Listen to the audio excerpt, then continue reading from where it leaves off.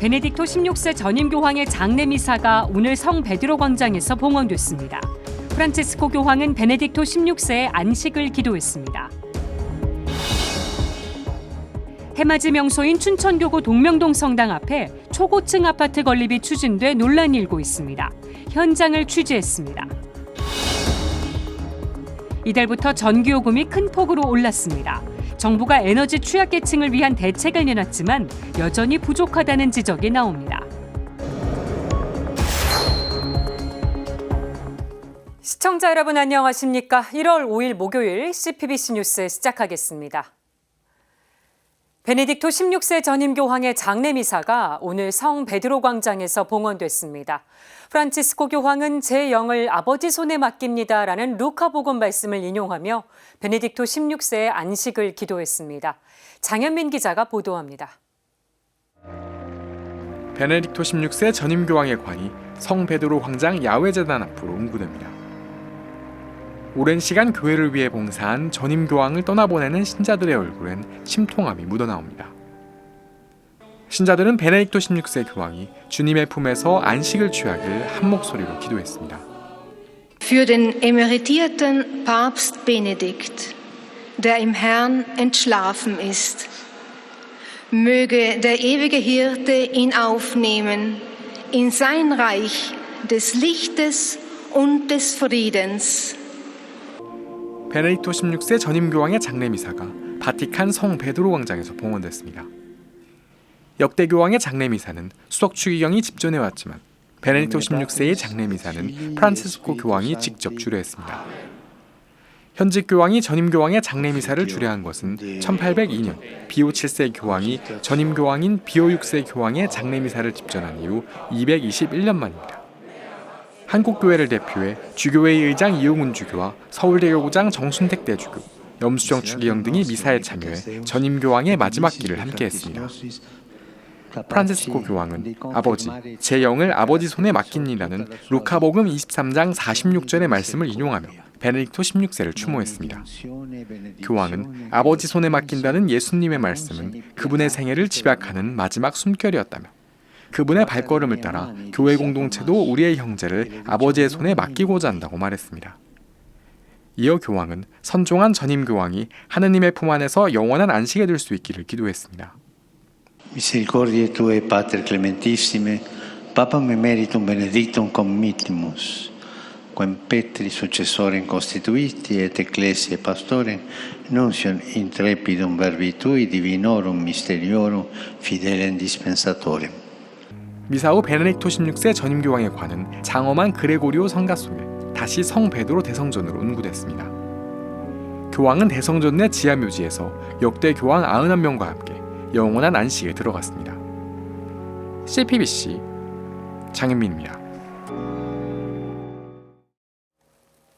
해맞이 명소로 유명한 춘천교구 동명동 성당, 6.25 전쟁 중에 지어진 유일한 성당으로 역사적 의미가 깊은 곳입니다. 그런데 성당 앞뒤로 고층 건물이 들어섰고요. 급기야 성당 바로 옆에도 초고층 아파트를 지으려는 움직임이 일고 있습니다. 일출을 가리는 건 물론이고 성당이 고층 건물에 갇혀버릴 위기에 놓였는데요.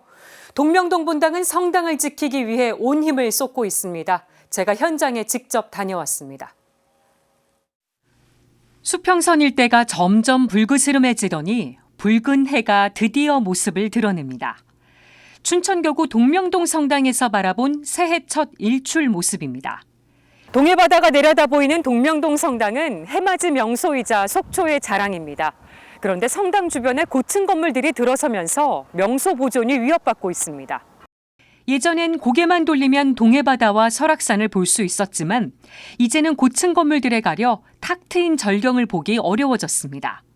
더 큰 문제는 성당 바로 옆 동명동 주민센터 자리에도 50층이 넘는 초고층 아파트를 지으려는 시도가 이루어지고 있다는 겁니다. 제 뒤로 보이는 곳이 동명동 성당과 주민센터를 연결하는 계단입니다. 그런데 이 주민센터 이전을 부추겨서 초고층 건물을 지으려는 움직임이 일고 있습니다. 속초시장은 주민센터 이전은 없다는 입장을 분명히 했지만 주민센터 인근 건물들은 이미 대부분 철거에 들어갔습니다. 동명동 본당은 개발붐을 타고 혹시나 상황이 달라지진 않을까 걱정이 이만저만이 아닙니다. 초고층 아파트가 부디 들어서지 않기를, 또 동사무소 이전이 결코 성사되지 않기를 또 기도하고, 또 업자들의 회심과 또 속초시의 결단을 또 요청하고 있고요. 새해 일출을 보러 왔다가 이런 상황을 알게 된 신자들도 마음이 무겁습니다. 바다를 배경으로 이렇게 아름다운 성당이 있다는 거 저희 너무 놀랍고 감탄했어요. 근데 이 아름다운 성당 앞에 그런 아파트가 들어선다는 거를 들으니까 좀 그거는 안 그러셨으면 좋겠어요. 동명동 성당은 6.25 전쟁 중에 지어진 유일한 성당이자 속초에서 가장 오래된 석조 건물로 역사적 문화적 가치가 높습니다. 이에 속초시는 동명동 성당의 국가 등록문화재 지정을 추진했지만 자료가 부족해 보류 판정을 받았습니다. 동명동 본당은 지난해 본당 설립 70주년을 지내면서 문화재 지정을 다시 추진하고 있습니다. 최대한 사진도 찾고 고증도 하면서 지금 다시 국가등록문화재로 지금 재등록하려고 노력하고 있고, 또 열심히 준비하고 있고, 또 기도하고 있습니다. 역사적 의미가 있는 장소이자 속초의 명소인 동명동 성당을 지키려는 동명동 본당의 노력은 절박합니다. 성당 곳곳에 현수막을 내걸고 서명을 받고 매일 기도를 바치며 할 수 있는 모든 노력을 다하고 있습니다. 저희들이 일하는 과정이 굉장히 뿌듯하고, 또 하나님께서 아마 들어주지 않을까 이렇게 소망을 하고 있습니다. 동명동 성당의 수호 성인은 파티마의 성모입니다. 6.25 전쟁 때 지어지기 시작한 성당인 만큼 전쟁의 종식과 평화를 염원하는 마음이 담겨 있습니다. 주임 이기범 신부는 동명동 성당이 평화와 통일을 염원하는 속초의 명소로 보존되길 기원하며 오늘도 묵주알을 굴립니다. 여기를 좀 부디 지켜주십사 주님께 기도하고, 또 파티마의 성모님께 기도하고 있습니다. 지금까지 앵커 리포트였습니다. 서민들의 겨울나기가 더 팍팍해지고 있습니다. 이달부터 전기요금이 큰 폭으로 올랐기 때문인데요. 정부가 에너지 취약계층을 위한 특별 지원 대책을 내놨지만 여전히 부족하다는 지적이 나옵니다. 윤재선 기자의 보도입니다. 당장 이달부터 전기요금이 킬로와트 시당 13.1원 오릅니다. 4인 가족의 경우 평균 사용량을 기준으로 1분기에 매달 4,000원 이상 요금을 더 내야 할 걸로 예상됩니다. 정부는 발전원료인 에너지값이 올라 한전 등의 적자가 누적되면서 큰 폭의 요금 인상이 불가피했다고 설명했습니다. 그러면서 겨울철 에너지 취약계층을 위해 연료비 보조를 확대하는 내용의 특별 지원 대책을 내놨습니다. 우선 기초생활수급자 등 에너지 취약계층에 대해서는 에너지 바우처, 연탄 쿠폰 등 연료비 보조를 확대하고, 한전가스공사와 협조하여 전기요금 할인과 가스요금 감면도 추진하겠습니다. 이를 위해 연탄 쿠폰과 등유 바우처 지원을 받고 있던 55,400가구에 추가로 54억 9천만 원을 긴급 지원합니다. 기초생활수급자와 독거노인, 한부모 가족과 소년, 소녀 가장 등 5만 가구에 가구당 평균 7만 4천 원의 연탄 쿠폰을 추가로 지원합니다. 나머지 5,400가구엔 등유 가격 인상 등을 감안해 등유 바우처를 가구당 33만 원가량 지원합니다. 하지만 이번 대책에선 정작 가스나 지역 난방비를 현금 등으로 지원하는 에너지 바우처는 빠졌습니다. 더구나 올해 에너지 바우처 예산은 1,910억 원으로 작년보다 400억 원 가까이 깎였습니다. 주거와 교육급여 수급 가구가 제외되면서 지원 대상이 32만 가구나 줄었습니다. 더불어민주당 탄소중립위원회는 최근에 입장문을 내고 취약계층에 대한 적극적인 재정 지원이 필요하다고 밝혔습니다. 그 에너지 바우처 비용을 높였다, 단가를 높였다라고 정부는 얘기를 하지만 겨울과 여름 다 합쳐서 1년 내내 에너지 바우처 지원금이 19만 원밖에 되지 않아요. 이 정도를 가지고는 지금 높아진 에너지 요금에 감당하기 굉장히 어려울 거라 생각합니다.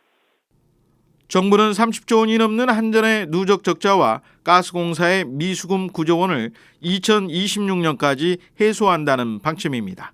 따라서 앞으로도 전기요금을 더 올려야 할 걸로 보고 있습니다. 가스 요금은 겨울철 난방비 부담 등을 고려해 1분기는 동결하기로 했지만 2분기에는 대폭 인상될 가능성이 큽니다. 정부는 앞으로의 상황을 봐가며 에너지 취약계층에 대한 추가 지원을 검토한다는 입장이지만 지원 대상에서 제외된 이들은 여전히 한파에 갇혀 혹독한 겨울나기를 이어가고 있습니다. CPBC 윤재선입니다.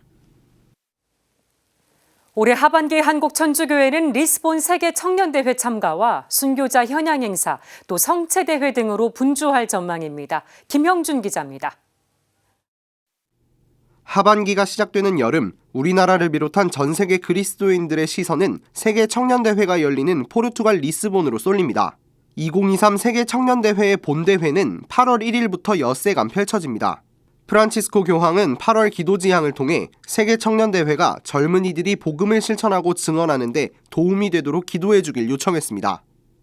Preparando, ayudando a que el evento de agosto del 23 sea un evento joven, un evento fresco, un evento con vida, un evento con fuerza, un evento creativo, hasta agosto. 순교자 성월을 맞는 9월, 전국 교구에서는 다양한 순교자 현양 행사가 거행됩니다. 14일 원주교구를 시작으로 16일 수원교구, 17일 안동교구, 20일 인천교구에서 순교자 현향대회와 미사가 예정돼 있습니다. 가을로 접어든 10월에는 성체신심을 함양하는 행사들이 열립니다. 5일 청주교구 감곡 매괴 성모 순례지 성당에서 감곡 성체 현향대회가 열리고 이틀 뒤엔 전주교구 천호성지에서 성체대회가 거행됩니다. 9일부터 닷새간 열리는 주교회의 가을정기총회에서는 한국교회의 다양한 현안들이 논의될 것으로 보입니다. 11월에는 제25회 한일 주교 교류 모임이 일본 도쿄대교구에서 진행됩니다. 1996년 교류 모임이 처음 시작된 이후 2018년까지 한 해도 거르지 않고 열렸지만 코로나 대유행으로 그동안 열리지 못했습니다. 오랜만에 열리는 양국 교류회장은 복음화 여정을 함께 걸어나가는 뜻깊은 자리가 될 전망입니다. 이 모임을 통해 양국의 주교님들이 신앙 안에서 역사적인 과거의 아픔을 치유하고 양국의 복음화 과제를 나누며 시노달리타스 정신을 향해 나아가고 있다고 생각합니다. 11월 26일 온누리의 임금이신 우리 주 예수 그리스도왕 대축일로서 교회력은 한 해의 마지막 주일을 맞습니다. 12월에는 새 사제들의 탄생이 이어집니다. 수원교구와 원주교구, 춘천교구의 사제 서품식이 8일 거행될 예정입니다. CPBC 김형준입니다. 이상으로 CPBC 뉴스를 마칩니다. 시청해주신 여러분 고맙습니다.